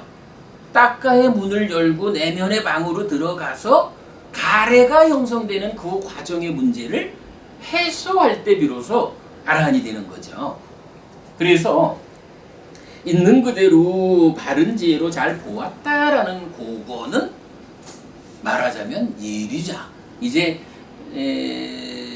따까의 문을 열고 들어간 거고, 아라한은 그 안에서 마무리로 그 가래의 형성이 되지 못하도록 마지막 조치를 한, 그랬을 때 비로소 아라한이 되는 것이다. 여실직연과 아라한은 다르다. 존재에 대해서, 그 실상에 대해서 알았다, 이해했다라는 것으로 깨달았다, 아라한이다라고 말하는 게 아니다. 이해했다라는 그것은 떠지면 여실직연, 예류자까지 가는 부분을 말하는 거라고 해야 되고, 이제 정말로 깨달았다, 아라한이 되었다라는 것은 그 안에서 가래가 형성되는 과정의 문제를 완전히 해소하는 마지막 과정을 남겨두고 있다. 그렇게 이해를 해야 되겠죠. 자, 그 다음에 케마카경 있습니다. 마찬가지 오치온에서 어떤 것도 아거나 아에 속하는 것으로 관찰하지 않는다면 번뇌다 하나라 아닙니까? 역시 그 얘기죠. 오치온에서 무상고 무하여 어찌 이게 나겠어? 라고 관찰하면 아라 아닙니까? 이렇게 질문하니까 그렇지 않습니다 라고 말하죠. 자, 요 내용은 중조해요. 한번 읽어보겠습니다. 7페이지입니다. 오치온에서 어떤 것도 아거나 아에 속하는 것으로 관찰하지 않지만 번뇌다한 아라한이 아닙니다. 나는 오치온에서 나는 있다라는 자기화, 마나, 자만이라고 하는 거죠. 자기화의 상태에 있지만 이것이 나다라고는 관찰하지 않습니다. 이게 무슨 얘기냐면요. 여실직연한다. 아거나 아에 속하는 것으로 관찰하지 않는다. 오치온의 어떤 것도 그러니까 여실직연하는 거죠. 그런데 여실직연이라는 것은 어쨌든 우리식으로 표현하면 따까라고 하는 내면의 방의 문을 연 고자리 경계선에 와 있는 거예요. 그런데 그렇게 관찰하지 않는다. 올바로 있는 그대로 보게 되었다라는 그거하고 따까 내면에서 아직까지 해결 안 된 부분들이 있죠. 구체적으로 어떤 것들이 해결 안 됐나요? 따까 안에 있는 게 번뇌로부터 무명으로 탐으로 난디로, 그래서 가래가 되는, 그 가래가 됨에 의해서 나여라고 하는 자기 존재 상황이 아직까지 작용하고 있는 거예요. 내면에서. 그러나 내면에서 이런 번뇌, 무명, 탐, 자기화의 문제는 아직 해소는 안 됐지만, 그러나 공부의 과정에서 이제 따까의 문을 여는 그 자리까지 왔기 때문에 이제 세상을 보기는 그렇게 안 봐. 요 차이를 말하는 거예요. 우리가 말하는 속옷을 갈아입기 위해서는 겉옷부터 갈아입어야 됩니다. 겉옷부터 벗어야 됩니다. 하는 식으로 위에서부터 단계적으로 내려오는 거기 때문에 여실직연했다라고 해서 아라한이 아닙니다. 여실직연했다고 해도 아직까지 닦아내면에 가래를 만드는 그 과정의 문제들은 남아 있습니다.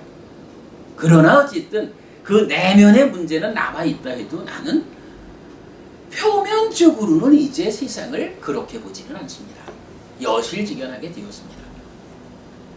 그렇지만 여실직연했다 해도 아직까지 내면의 문제가 남아있는 상태이기 때문에 나는 아라한은 아닙니다. 이렇게 말하는 거예요. 이런 그 심층적인 문제와 표면적인 상태, 이런 측면에서 경을 이해해야 합니다.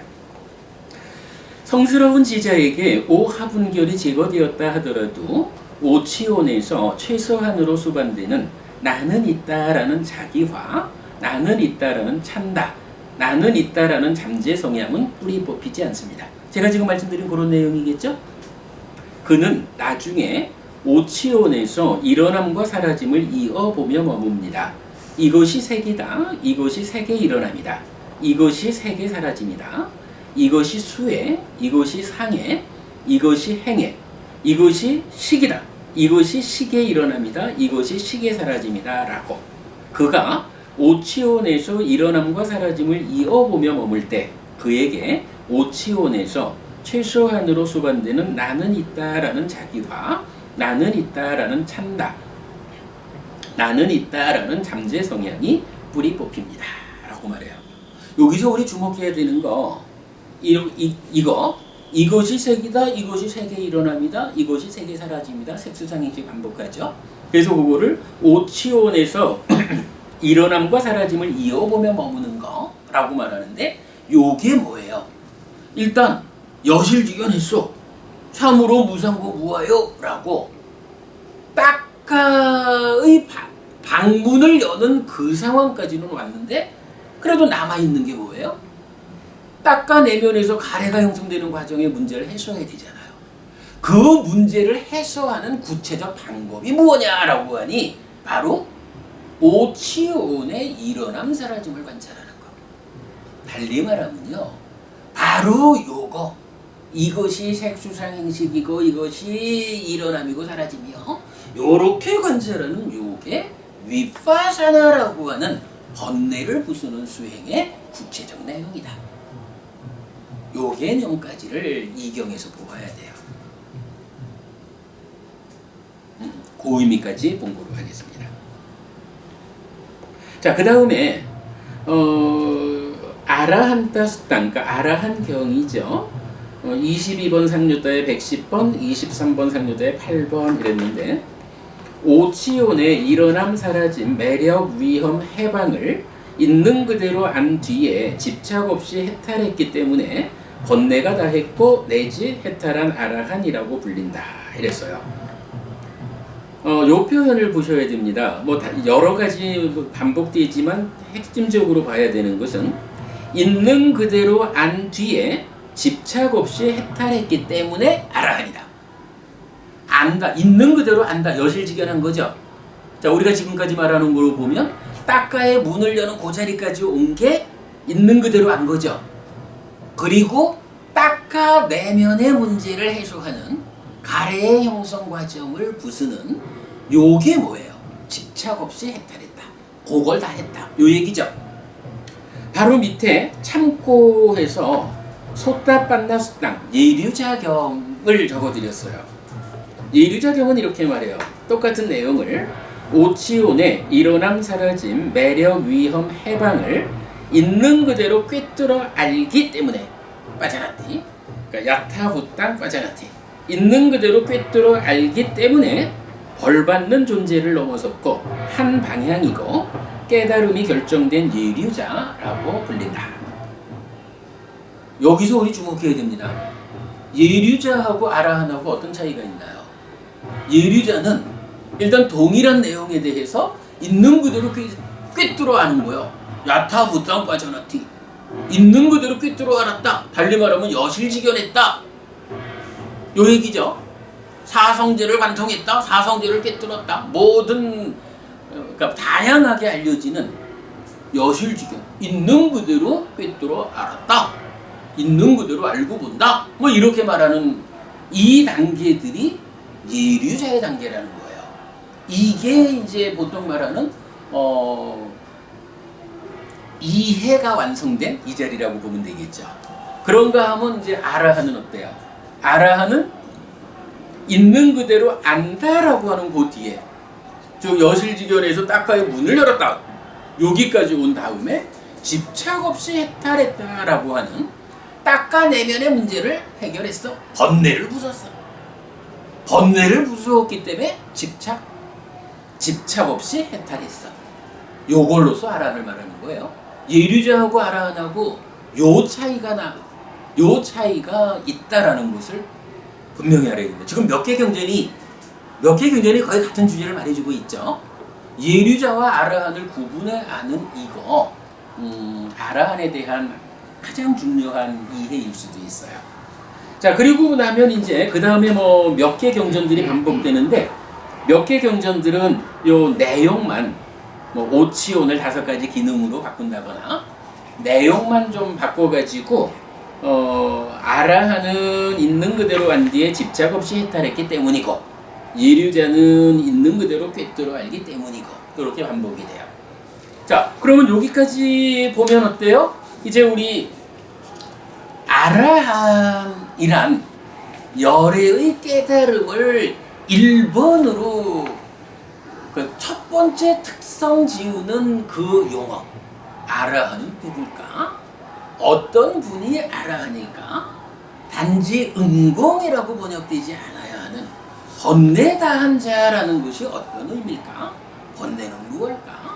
이런 부분 우리 전반적으로 본 거죠. 뭐 뒤에 이제 좀 더 상세하게 설명할 기회가 이제 뒤에 생기겠지만 오늘은 이렇게 그냥 그 소개만 하는 것으로 이 아라한에 대한 설명을 마친 것으로 하겠습니다. 그러니까 이제 은공이라는 것은 그 예비자도 은공이라고 할 수 있다는 거죠? 그럼요. 일상팔. 예, 사쌍팔배가 다 사쌍팔배가. 그 공양받을 만한 자라고 나오죠. 시간이 많지 않으니까 좀 쉬었다 하기가 좀 그렇죠? 빨리 해서 마무리를 짓겠습니다. 자, 그러면 이제 교재가 다시 앞으로 돌아오겠습니다. 맨 앞에 교재에서 알아나느라고 힘들었네. 맨 앞에 교재 8쪽으로 옵니다. 네, 정등각. 자, 이제 그 9가지 특성 중에 아라한 끝낸 거예요. 자, 두 번째 정등각입니다.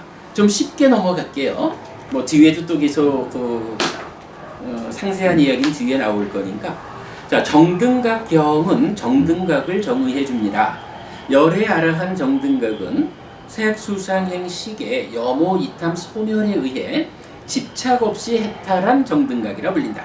여기 어때요? 집착 없이 해탈한 요거 예류자를 넘어선 아라한 그 얘기죠. 그래서 정등각이라고 불린다라고 정등각경은 정의해줘요. 이때 여모 이탐 소멸은 가래가 형성되는 내적인 영역의 문제를 해소하는 과정인데 사념초의 완성, 여모에서 사티토대가 만들어지는, 그리고 사마타, 이탐에서 시베타라는, 윗바사나, 소멸로서 해해타라는 사마타 윗바사나의 완성 과정입니다 라고 했어요. 뭐 넘어가겠습니다. 자, 세 번째로 이제 명행족이 나옵니다. 마찬가지로 부처님은 명, 밝음과 행, 실천을 부족한 자라고 불립니다. 이때 명과 행은 귀의불 양족전, 한문으로 하는 삼기의, 우리 저기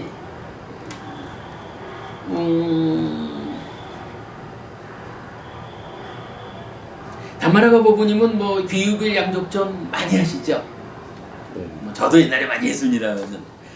이럴 때 이제 이 두 가지를 구족하여 귀하신 부처님에게 돌아가 의지합니다라고 말할 때 그 두 가지가 바로 명과 행이라는 거죠. 수행의 과정에 대한 부분입니다. 사선 삼명의 수행 체계에서는 사선은 행이고 삼명은 명입니다. 반면에 사문 과경 등 포괄적인 수행 체계에서는 제4선의 성취까지의 수행자의 삶은 행이고 제4선 다음의 과정은 명입니다. 그렇다면 명행은 깨달음, 즉 번뇌의 부숨을 실현하기 위한 수행의 전체 과정이어서 팔정도를 의미한다고 말할 수 있고, 명행족은 고멸도인 팔정도를 완성해서 고멸인 열반, 명과 해탈을 실현한 자라는 의미인 것을 알 수 있습니다. 그래서 명행은 부처님의 가르침이고 그 길을 따라가는 자들이 부처님의 제자인 불교 신자라고 해야 할 것입니다. 오늘 드린 자료 두 번째 장을 좀 보겠습니다.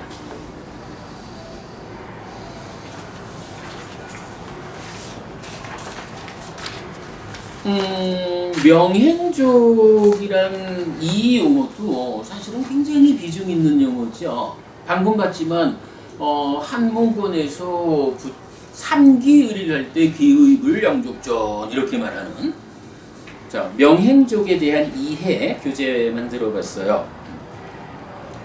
명행족은 명과 행을 부족한 자라는 의미입니다. 경은 명과 행을 두 가지 방법으로 알려주는데 사문과경의 수행 체계도 위에서 설명하는 안바다경 디가니까야 3번 경과 사선삼명의 체계 위에서 설명하는 유학경 맞지마니까야 53번 경입니다.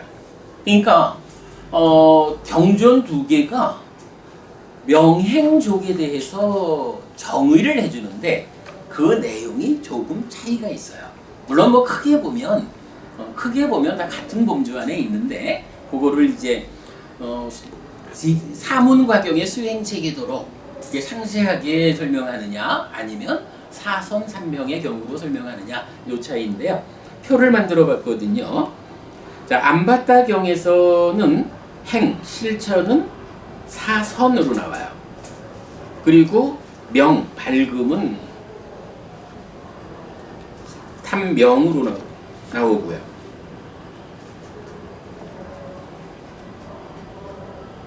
가만, 이거 제가 뭐 표시를 잘못했는데? 이거 저기 요 표에서요. 그 행이 안바다경에서 3명으로 돼 있죠. 그거를 밑에 쪽으로 내리셔야 됩니다. 안바다경에서 행, 명이 8가지 방향. 그러니까 제4선 이후에 8가지 방향이 있죠. 지화견에서 무색계로 올라가고 의성신, 그 다음에 육신통. 그러니까 요 아래 위를 바꿔 놓으세요. 제가 실수했어요. 이것만 바꾸면 되네요? 그것만. 아니. 그게 아니고 얘만 바꿔요? 요걸 바꾸라는 얘기죠. 얘만 바꿔요? 예. 명의 내용만 서로 바꿔주셔요. 그래서 안바다경에서 행이라는 것은 사선으로, 명이라는 것은 제4선 이후에 8가지 방향으로 제시가 되고요. 유학경에서는요. 이게 명이 밑으로 내려가는 네네, 그거를 아래 위를 바꾸라는 말씀이에요. 유학경에서는 행, 실천이라는 것을 사실은 이제 사문과경의 수행 체계는 초선, 제2선, 제3선, 제4선 이 4선 앞에서 그 과정이 있잖아요. 열애의 출현부터. 근데 그 부분은 다 그냥 배제하고 4선이 실천이요. 이렇게 이제 정의해주고 있는데 유학경에서는 그 앞에 이야기. 그래서 기를 부족하고 감각 기능의 문을 잘 지키고 음식의 적당한 양을 알고 깨어 있음에 전념하고 7가지 바른 법을 갖춤. 근데 이 설명은 뭐 좀 미루겠습니다. 그리고 6번째가 사선을 원하는 대로 힘들이지 않고 어렵지 않게 얻는다. 그래서 이제 사선까지를 실천으로 말하고 있고 명은 3명만을 말한다. 그렇게 돼요. 자, 요거요. 한 장 넘겨보시면 두 장을 넘겨보시면 사문과경에 대한 이야기는 우리가 사문과경 수행체계도라는 그림을 하나 그려냈죠. 그래서 이 디가니까야 제1권의 한 10개의 경전은 사문과경의 수행체계도라는 이 그림을 거의 동일하게 반복하면서 한 가지씩 주제를 받고 말하고 있잖아요. 짠디버분이 우리 지난번 8정도 특강에서는 수바경 보았죠. 수바경에서는 이 그림 중에 계정해가 어디다 이거 본 적 있죠. 디가니까의 3번 안바타경에서는 똑같이 이 그림 위에서 이 앞에 부분은 그냥 설명만 하고 이 초선, 제2선, 제3선, 제4선 8정도의 정정인 4가지 선만을 딱 찍어가지고 요게 실천이다. 그렇게 말해주는 거예요. 그리고 남은 제4선 이후에 8가지 방향에 대해서 이것이 밝음이다 해서 명행족은 이러한 밝음과 이러한 실천을 부족한 분이다. 그러니까 사선이라고 하는 삼매 이 토대 위에서 깨달음의 길을 완성한 이런 분이 명행족이다. 이렇게 말해주는 거죠. 또 그 앞에 부분은 뭐 굳이 말하지 않아도 이렇게 된 거고 그 다음 장에 보면 이제 유학경 해가지고 그 필요한 부분을 이제 적어드렸거든요. 읽어보시면 지금 제가 방금 표에서 보여드린 6가지의 실천 그리고 3명으로의 밝음 그게 나와 있어요. 명행족은 아마도 요 자료면 요 경전두개 우리가 정리해낸 요거면 명행족이 누구다, 어떤 분이 명행족이다라는 데 대해서는 완전하게 설명이 되었다, 이렇게 보아도 좋을 것 같아요. 자, 명행족 그렇게 넘어갑니다. 자, 그러면 여기까지가 깨달은 자를 말하는 특성, 아라한, 정등강, 명행족 세 가지 특성에 대해서 설명을 마친 거예요. 그러면 이제 두 번째로 선서. 잘 가신 분이라는 원어 수갔다의 의미를 가지지만 앞서 가다은 진리의 자리를 드러내 보여줌으로써 길을 지시하였다는 의미에서 진리의 길 보여주신 분으로 이해하는 부처님의 덕성입니다. 한편 선서의 율경은 부처님의 역할을 알려주는데 그는 법을 설한다. 그는 시작도 훌륭하고 중간도 훌륭하고 끝도 훌륭하게 의미와 표현을 부족하여 법을 설하여 더할 나위 없이 완벽하고 지극히 청정한 범행을 드러낸다. 비구들이여 이것이 선서의 율이다 입니다.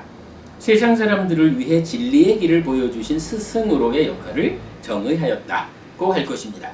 자, 부처님의 역할 이렇게 두 가지로 나오는 거죠. 하나는 법을 설하는 것이고 하나는 범행을 드러내는 것이다. 요게 이제 부처님의 역할인 거예요. 저기 독각, 벽집을 하고 차이 우리 지난주에 보았죠. 약간 이렇게 부처님은 깨닫고 그냥 가신 분이 아니라 자기가 깨달은 바를 법으로 설하고 범행의 실천으로 살아내 보여주는 요 두 개를 해야 부처다, 이렇게 말하는 거죠. 이때 부처님의 제자인 비구들의 역할도 같이 정해지는데 단어와 문장들이 바르게 구성되어 잘 파악된 경을 가르친다. 훈계하기 쉽다. 경을 남에게 열심히 설해준다. 열심히 정진한다 입니다. 여기서 우리 하나 주목해야 될 거 있죠. 세상 사람들은 참 많은 경우에 불교가 문자를 필요로 하냐 이렇게 말하지만 부처님은 제자들한테 무엇을 요구하냐 하면 첫 번째가 단어와 문장들이 바르게 구성되어 잘 파악한 경을 가르친다. 이렇게 부처님은 제자들의 역할에 첫 번을 경을 가르치는데 어떤 경이냐 하면 단어와 문장들이 바르게 구성되어 그 의미가 바르게 파악된, 달리 말하면 부처님이 말씀하신 의도가 어긋나지 않게끔 올바르게 경을 가르쳐라, 이렇게 말씀하시는 거예요. 절대 불교가 문자를 떠나 있지 않는다라는 거 놓치지 않기로 하자고요. 자, 그 다음에 세 번째 이제 세간해입니다. 부처님은 세상의 문제를 해결하고 벗어난 분입니다. 그렇다고 해서 부처님이 해탈된 삶만을 가르치는 스승은 아닙니다. 해탈하지 못하고 자기 존재로서 살아가는 중생들의 삶에 대해 잘 알아서 세간살이에서의 행복을 안내하는 가운데 그 위에서 더 높은 삶으로의 향상을 안내해 줍니다. 그리고 그 끝에 세간살이에서의 벗어남을 실현하는 것입니다. 하여간 부처님이 열반 이야기만 하시는 분은 아니에요. 세상 이야기도 잘 하셔가지고 이 세상에서 제자들이 어떻게 살아야 행복한지도 충분히 설명해주고 계시다라는 거고요. 4. 무상조어장부. 무상사와 조어장부로 나누어 이해하기도 하지만 이게 열애시포라고 말할 때 요거 나눈 거죠. 하지만 깨시경은 세존이시여, 그런데 세존께서는 무상조어장부입니다. 그러니까 부처님은 무상사이고요 조어장부이고요 이렇게 말하는 게 아니라 무상조어장부라는 하나의 단어로 부처님을 지칭해요. 세존이시여, 그러면 세존께서는 어떻게 인간을 길들이십니까? 라는 질문에 대해 1. 온화하게 길들이는 방법. 이것이 몸으로 짓는 행위이고 이것이 몸으로 짓는 좋은 행위이고 좋은 행위에 보이고 이것이 말로 짓는 좋은 행위이고 이것이 말로 짓는 좋은 행위에 보이고 이것이 마음으로 짓는 좋은 행위이고 이것이 마음으로 짓는 좋은 행위에 보이고 이것이 신이고 이것이 인간이다. 부처님이 법을 설하시는데 자 어쨌든 자기가 지은 바 업대로 간다 이 말씀이잖아요. 그럴 때 이 업을 설하시면서 이 몸과 말과 마음으로 행위를 하는데 이러한 행위 달리 말하면 십선업을 짓는다라는 것은 좋은 행위요. 그 좋은 행위에는 이렇게 좋은 보가 따르는 것이요. 그래서 그렇게 좋은 업을 지은 자들은 이것이 인간이고 이것이 신이다 라고 해서 인간이거나 신의 삶을 살게 된다 이렇게 말하는 거죠. 좋은 측면으로 법을 설해주는 요것이 온화하게 길들이는 방법이다 이거야. 요거 뭐예요? 부처님이 이렇게 길들인다라는 말씀은 부처님이 이렇게 좋은 측면으로 법을 설하시면 그걸 듣고는 우리가 와 참으로 내가 몸과 말과 마음으로 좋은 행위를 지어 해서 좋은 보를 만들고 그래서 인간이든 신이든 이러한 삶을 살아야겠구나. 요렇게 부처님을 따라가면 무상조어장부이신 부처님이 이끄는 대로 잘 이끌려가는 훌륭한 제자죠. 그 이야기를 하는 거예요. 그 다음에 두 번째, 혹독하게 길들이는 방법. 이것이 몸으로 짓는 나쁜 행위이고 이것이 몸으로 짓는 나쁜 행위에 보이고 이것이 말로 짓는 나쁜 행위이고 이것이 말로 짓는 나쁜 행위에 보이고 이것이 마음으로 짓는 나쁜 행위이고 이것이 마음으로 짓는 나쁜 행위에 보이고 이것이 지옥이고 이것이 축생계이고 이것이 아귀계이다. 저건 뭐예요? 정반대죠? 몸과 말과 마음으로 나쁜 행위를 지면 나쁜 보가 따라오는 것이요. 그래서 어떻게 된다고? 지옥이나 축생이나 악귀의 삶을 살게 되는 것이요. 그러니 그렇게 나쁜 업을 지으면 안 되는 것이요. 부처님이 이렇게 길들여주는 거예요. 그러면 제자인 우리들은 부처님께서 이렇게 나쁜 업이 어떤 나쁜 보를 갖고 와서 우리가 지옥이나 축생이나 악귀로 가게 될 건지 그러니 우리가 나쁜 업을 짓지 않아야 되는구나 라고 가르침을 잘 받아들여 가지고 나쁜 업을 짓지 않는 삶을 실천해야 되는 거죠. 이렇게 혹독하게 길들이는 방법이 있다 라고 말씀하시고요. 세 번째는 온화함과 혹독함 둘 다로 길들이는 방법이에요.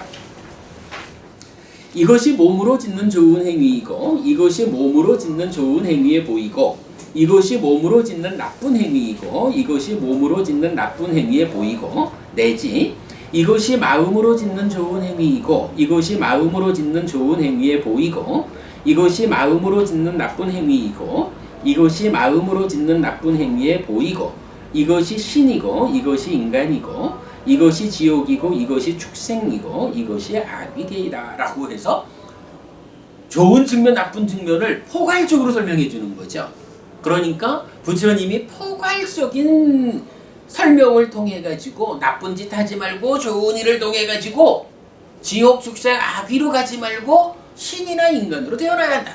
요렇게 설명하시는 것을 잘 배워 가지고 악업을 짓지 않고 선업을 행하는 이런 사람이 되는 게 부처님이 이끄시는 대로 잘 딸려가는 올바른 불교신자, 제자가 되는 거죠. 그렇게 두 가지 측면을 다 말해요. 그리고는 또 재밌는 표현이 나와요. 4. 온화한 방법으로도 길들여지지 않고 혹독한 방법으로도 길들여지지 않고 온화함과 혹독함 둘 다로도 길들여지지 않을 때는 세 가지 방법을 부처님이 다 설하는데도 세 가지 다에 대해서도 따라갈 생각을 안 해요. 이럴 때는 어떻게 한다고? 죽여버린대. 이게 좀 엉뚱한 표현 같죠? 부처님이 죽여버린다 이렇게 말씀을 하셔요. 깨시여 열애가 생명을 죽이지 않는다는 것은 사실이다. 그렇더라도 만일 사람을 길들일 때 그 사람이 온화한 방법으로도 길들여지지 않고 혹독한 방법으로도 길들여지지 않고 온화함과 혹독함 둘 다로도 길들여지지 않는다면 그때는 열애는 그를 훈도해서는 안 된다고 생각하고 교계해서는 안 된다고 생각하고 범행을 닦는 지혜로운 동료 수행자들도 그를 훈도해서는 안 된다고 생각하고 교계해서는 안 된다고 생각한다. 깨시요.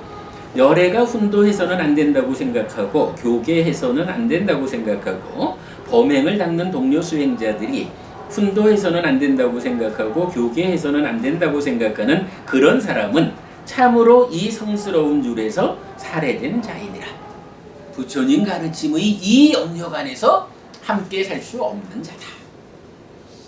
그렇죠. 뭐 모든 방법을 다 동원해가지고 부처님께서 무상주오장부로서 이렇게 삶을 이끌어주고자 하시는데 그건 당신 말씀이고 내 생각은 달라 이래가지고 이끌려가지 않으면, 그죠? 이끌려가지 않는 사람이 이끌려가는 사람들이 모임 안에 있을 이유가 없잖아요.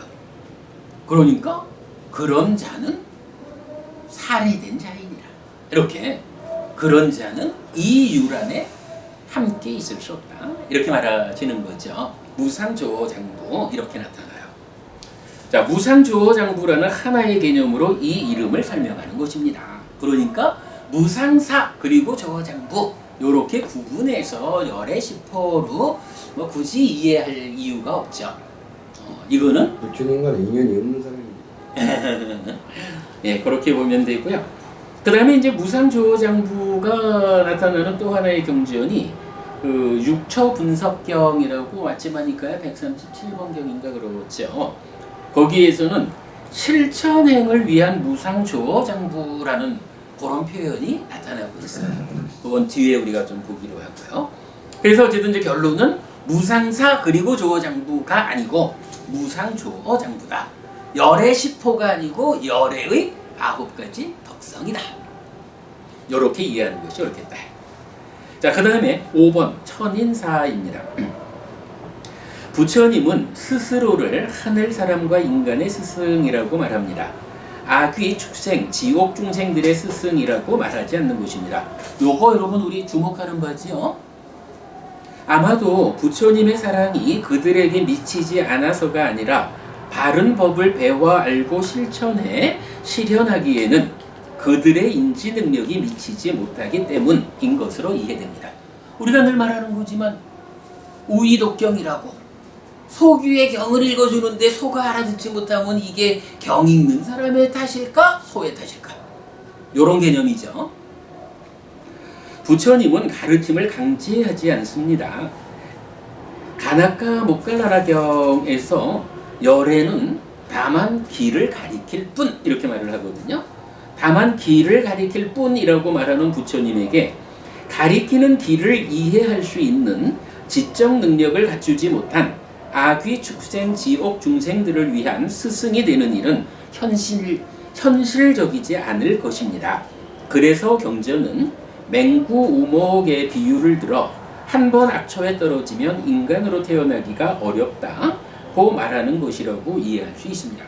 그래서 부처님은 경전에서 정말 간곡히 말씀하시죠. 어쨌든 사막처에는 떨어지면 안 된다.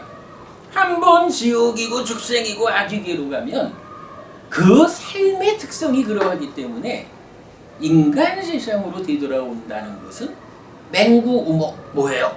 태평양 같은 바다에 널판지 하나 구멍 뚫려 있는데 100년에 한 번 그것도 눈먼 거북이가 숨 쉬러 올라오는 데에 그 널판지의 구멍 아래 모가지를 들이미는 이런 확률이라는 것은 단말하고 보니 이건 거의 제로의 확률이죠. 그 확률보다도 더 낮은 확률로 한 번 사막처에 떨어지면 인간으로 되돌아오기가 어렵다 이렇게 말하는 거잖아요. 자, 조금 더 보겠습니다. 어리석은 자와 현명한 자의 경 맞지마니까야 129번이에요. 뭐 우현경 이렇게 말하죠. 거기에서 보면 비구들이요, 예를 들면 어떤 사람이 구멍이 하나 뚫린 멍에를 바다에 던져 넣는다. 동풍이 불면 그것은 서쪽으로 떠내려가고 서풍이 불면 그것은 동쪽으로 떠내려가고 북풍이 불면 그것은 남쪽으로 떠내려가고 남풍이 불면 그것은 북쪽으로 떠내려간다. 그런데 그곳에 눈먼 거북이가 100년에 한 번씩 떠오른다. 비구들이요 어떻게 생각하는가? 그 눈먼 거북이가 100년에 한 번씩 떠올라서 그 구멍이 하나가 뚫린 멍에에 목을 끼워 넣을 수가 있겠는가? 대덕이시여 언젠가 어느 땐가 오랜 세월이 지나야 할 것입니다. 여기서 보면 재밌는 게 불가능합니다 이렇게 말하진 않죠. 뭐 언젠가는 그럴 확률이 있겠죠.